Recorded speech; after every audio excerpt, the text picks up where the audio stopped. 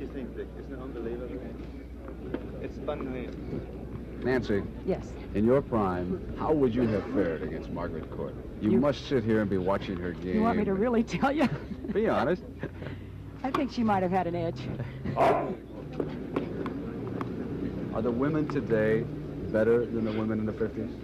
I think there are more better women today than there were when I was playing. They aren't any prettier. Thank you.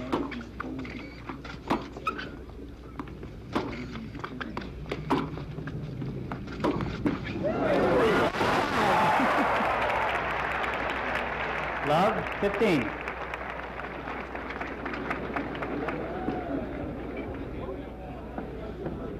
Bobby just shrugs it off. That's part of the game. A couple didn't come over and one did go over. It's nice to have a sporting event to describe that is just good fun. No one's job is on the line here today. Outside, 15 all. Perhaps a little ego. Perhaps a lot of ego.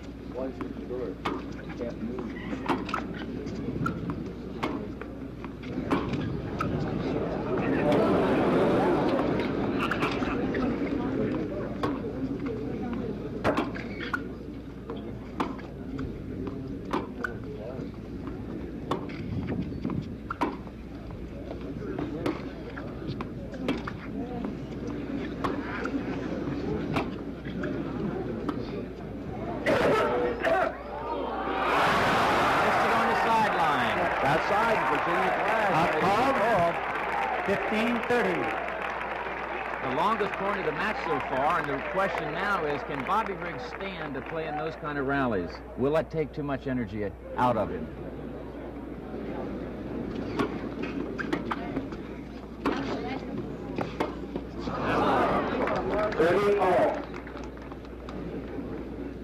It's kind of a guessing game. You really never know what he's going to do. He has so much variety in his game. And after a long point, he didn't want another long point, so what did he do? He comes to the net to make sure the point is ended quickly. He's serving with a 6-2 lead, a 3-1 lead at 30 all in the second set. Do you think he'll get her in a gin rummy game tonight, too? 30. Didn't somebody say that Margaret Court had a better serve than Bobby Riggs? He gets away with a serve like that because he hits slow spins, and all of a sudden he hits a harder one, and they're not ready for it. There's another ace. Right pass, Bobby Riggs wins the game, and now in the second set leads Margaret Court 4-1. Second set. You know, what a week this has been in sports. The New York Knicks, Montreal Canadiens, Indiana Pacers have all won titles. And coming up later this afternoon, CBS Sports Illustrated has some interesting features on those results. In particular on the Knicks, Dick Stockton has an interview with Dave DeBusschere you're going to want to see. DeBusschere explains how the Knicks hung together and upset the Los Angeles Lakers. That's at 5:30, 4:30 Central Time on CBS.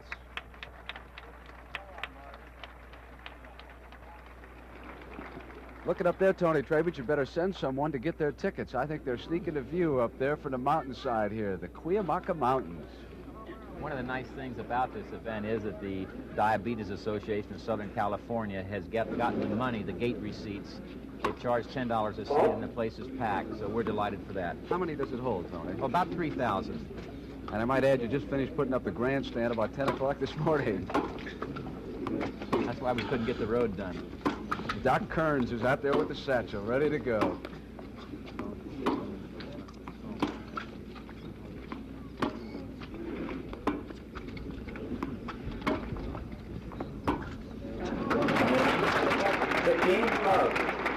I think that's one of the few errors that Bobby's made in the whole match.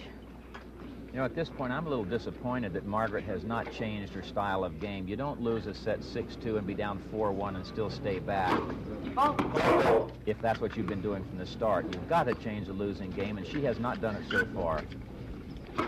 She did for that one game, Tony, and then she didn't stick with it. 30, love. Do you think maybe, Tony, that her confidence is pretty low at this point? But she's lost her confidence by staying back and being beaten. Why not change it?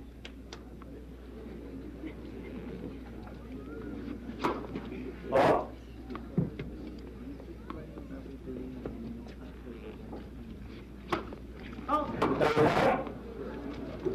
30-15.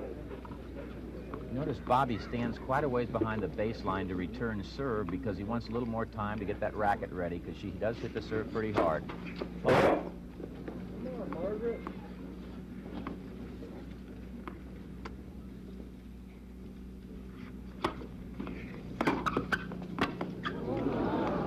Outside.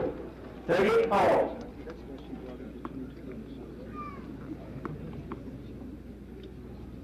Margaret serving, having lost the first set 2-6, and she's down 1-4, and it's 30 all. Off. And her first serve has deserted her.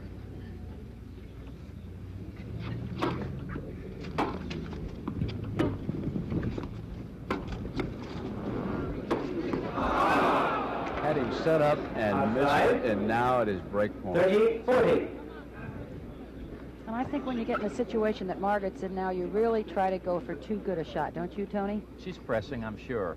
Boy, if she loses this point, she is really just about all out of it. That's out. She missed it. Outside. Game, Mr. Riggs. He leads 5 games to 1. 5 games. Second set. You know, Brent, at the start and throughout, I've said that I felt Bobby Riggs would figure a way to win. I thought it would be a close, perhaps 3-set match. And I have also said that if there is a quick match, Margaret would win quickly because I thought she could steamroll it. And that shows you how much I know about tennis.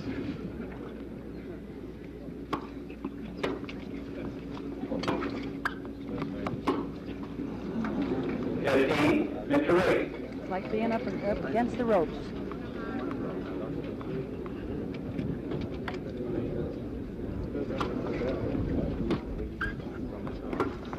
Bring his own medicine.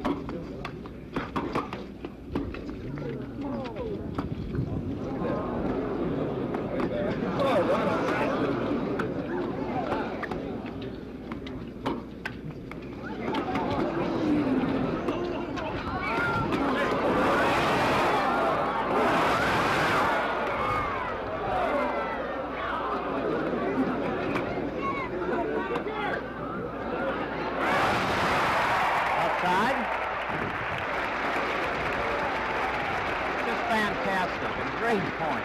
15 all. I love it.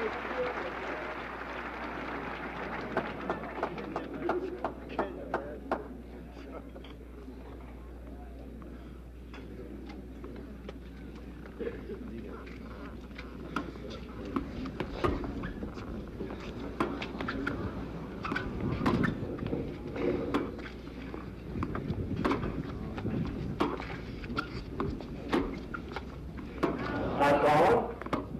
30-15. Pat Boisette made that call. She's a San Diego housewife. It's all great. Wasn't that close? Riggs serving at 30-15. He is 2 points away from a devastating win.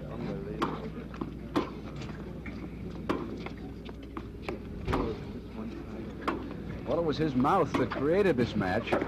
Now his wits getting very close to victory.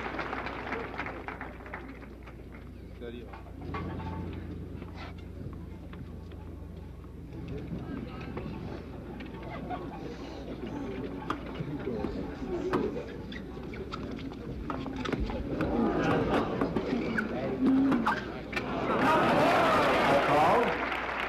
30-40. Now it's a break point.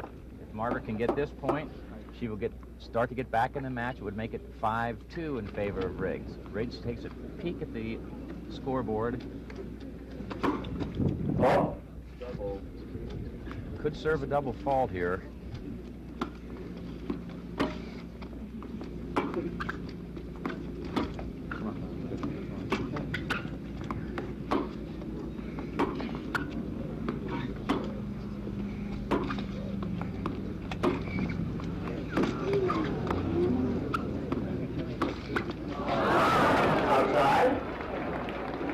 is deuce.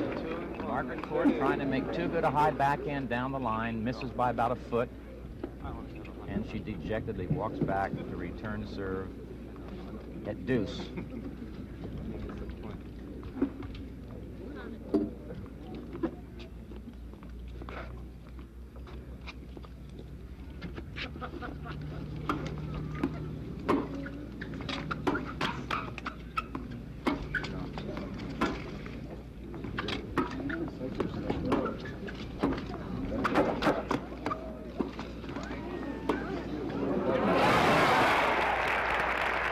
Advantage, Mrs. Court.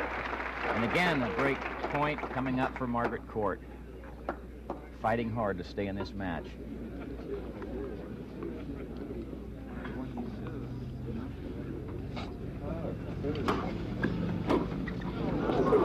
Score is deuce.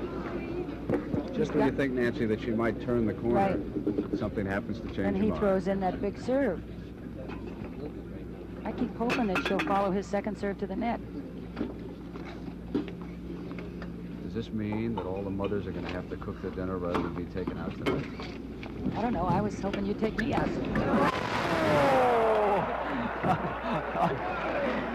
Advantage, Mrs. Court. Again, a point break. Here it comes in slow motion. Margaret returns the backhand. Bobby comes up, tries to drop out. Now we're back live. Outside. Margaret just missed with that, so it's deuce again. You really have to give Riggs credit. As you said earlier, every time she gets close to getting into the match, he does something unexpected. He came to the net that time and forced an error.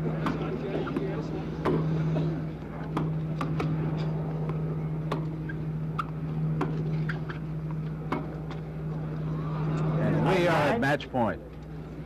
Advantage, Mr. Riggs. I like Bobby jumping. I'm really dumbfounded. I had no idea that he could do this to her. $10,000 winner take all I is can on tell the line, and that 55-year-old hustler's going after him. But we're back at deuce. Score is deuce. The women are back in. He has not cashed that check just yet. Brent, Bobby put up $5,000 of his own money, so if he wins, he gets his 5 back, plus he earns 5. If Margaret wins, she gets 10. Double.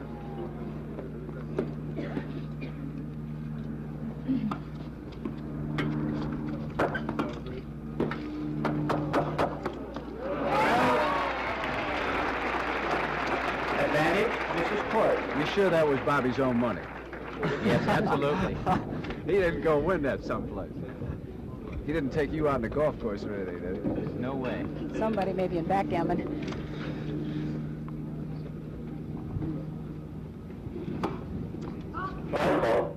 Again, it's a break point for Margaret Court.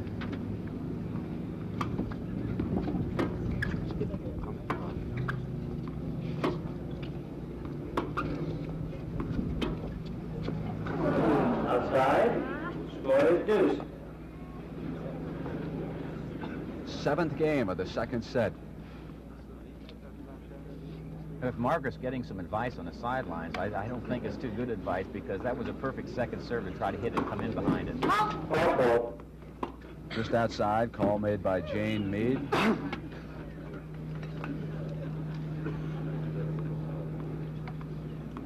Let's see if she goes in behind this return.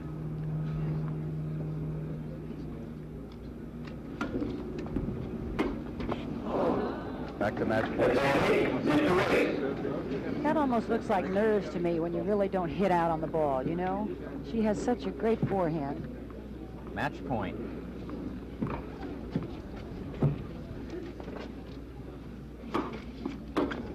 There it is. Bobby Riggs wins 6-2, 6-1. Unbelievable. 6 games to 2. 6 games to 1. Thank you, linesman. Players.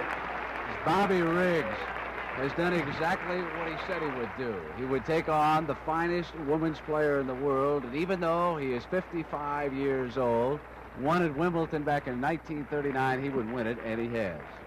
One of the nice gestures I just saw, Margaret's husband, Barry, obviously disappointed, walked right over to Bobby and shook his hand and said, congratulations. Let's take another look now at match point. Riggs serving to the forehand. She